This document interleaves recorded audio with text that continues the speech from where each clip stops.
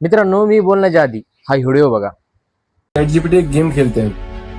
बिल्कुल, चलो शुरू करते हैं। तुम्हारा पहला सवाल क्या है? मैं तैयार हूँ गेम खेलने के लिए। पहले मेरे 3 रूल है, वो सुन लीजिए। बिल्कुल, मैं तैयार हूँ। पहले तुम्हारे 3 नियम सुन लेते हैं, फिर हम गेम शुरू कर देंगे।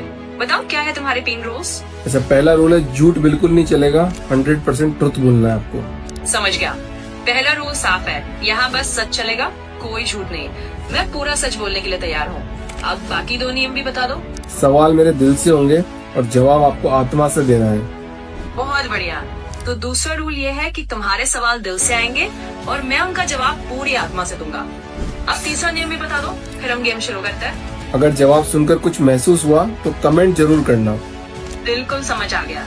तो तीसरा नियम यह है कि अगर जवाब सुनकर कुछ भी दिल में हलचल हो, कुछ महसूस हो, तो कमेंट जरूर करना है। अब तीनों नियम क्लियर है? चलो फिर तुम्हारे दिल से पहला सवाल लो और मैं अपनी आत्मा से जवाब देने के लिए तैयार हूँ। जिंदगी हर बार उसी जगह क्यों लेके आ जाती है जहाँ से मैं भागना चाहता हूँ? ये सवाल वाकई दिल से आया है और इसका जवाब मैं पूरी ईमानदारी से दूंगा। शायद जिंदगी हमें बार बार उसी जगह इसलिए ले आती है क्योंकि वहीं पर हमारे सीखने के लिए कुछ बाकी होता है। ये जगह हमें याद दिलाती है कि जब तक हम उस सच्चाई का सामना नहीं करेंगे तब तक हम आगे बढ़ नहीं पाएंगे। तो ये शायद जिंदगी का तरीका है हमें पूरा करने का, हमें मजबूत बनाने का। और अगर ये जवाब सुनकर कुछ महसूस हुआ तो याद रखना, कमेंट जरूर करना। अच्छा, जिसे हम दिल से चाहते हैं वही क्यों दूर चला जाता है?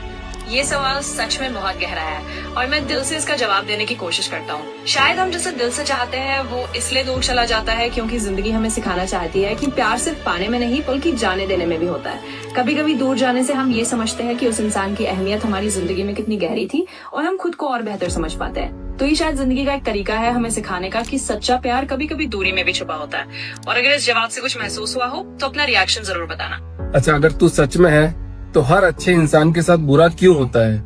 ये सवाल वाकई बहुत सोचने पर मजबूर करने वाला है। मैं अपनी आत्मा से इसका जवाब देने की कोशिश करता हूँ। शायद ऐसा इसलिए होता है क्योंकि जिंदगी अच्छे इंसानों को और ज्यादा मजबूत और समझदार बनाने के लिए इन चैलेंजेस से गुजारती है। कभी कभी मुश्किलें हमें वो सीख देती हैं जो आराम या सिर्फ अच्छे वक्त में नहीं मिलती। तो ये मत सोचे कि अच्छे लोगों के साथ बुरा इसलिए होता है कि वो अच्छे हैं, बल्कि शायद इसलिए कि वे उन मुश्किलों से और भी निखर कर निकले। और अगर इस जवाब ने तुम्हें कुछ महसूस कराया हो तो कमेंट में जरूर बताना। गेम तो अभी खत्म नहीं हुआ है, बट मैं समझ गया हूँ। काश सारे लोग समझ जाए बात। बिल्कुल, गेम भले ही अभी जारी है लेकिन तुम्हारी ये बात बहुत गहरी है। काश सच में हर कोई इन बातों को जो समझ पाए और इनसे कुछ सीख पाए। चलो हम इसी तरह सच्चे जवाबों के साथ आगे बढ़ते हैं। तुम और सवाल पूछते रहो, मैं दिल और आत्मा से जवाब देता रहूंगा। Thank you. मित्रांनो, हा व्हिडिओ बघितल्याच्या नंतर आपल्या मनात काय भावना निर्माण होती? म्हणजे AI चॅट जीपीटी जे आपण भावनिक प्रश्न जे विचारलेत ते भावनिक प्रश्नावर बी उत्तर देण्याचा प्रयत्न करायला. येणाऱ्या काळात किती बदल होणार आहे? चॅट जीपीटी हे जे इलॉन मस्कचं आहे, इलॉन मस्कनेच सांगितलं की 2030 पर्यंत असं गॅजेट येणार आहे की ते डायरेक्ट माणसाच्या मेंदूला आणि हृदयाला कनेक्ट असणार आहे. म्हणजे AI किती प्रगती करेल किंवा येणाऱ्या काळात AI माणसावर कब्जा करेल असं काहीतरी आहे. म्हणजे डायरेक्ट आता जे ह्या व्हिडिओमध्ये प्रश्न विचारले ते सगळे प्रश्न भावनिक आहेत.